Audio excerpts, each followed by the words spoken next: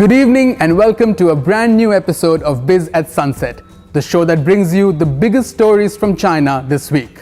I'm Manoj Kevalramani, filling in for Kylie Purcell.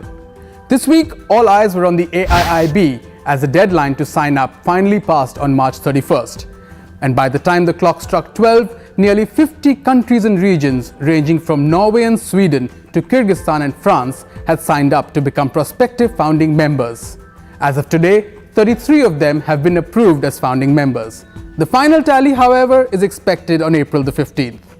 But the big question regarding the AIIB this week was whether the US and Japan would come on board.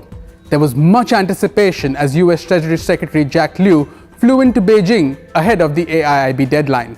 In the end, it was all rather anticlimactic, with both the US and Japan deciding not to join, at least as founding members. While some people have dubbed the AIIB as a rival to the World Bank and the Asian Development Bank, Chinese officials say that the new bank should be seen as complementary to these organizations. And that's what the IMF chief also agrees with. According to the Asian Development Bank, Asia needs over $800 billion for infrastructure development. But they're only able to meet just under 2% of that.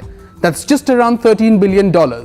Financial experts say that the AIIB will help meet these investment and development needs. Moving on Monday, China's central bank lowered the down payment on loans needed to buy second homes from 60% to 40% in a bid to boost the sluggish housing market in the country. First homeowners also want a reprieve. Their down payment has fallen from 30% to 20%. And finally, it was a big week at the markets as Chinese stocks rose to a 7-year high on Friday. That was despite some concerns over liquidity.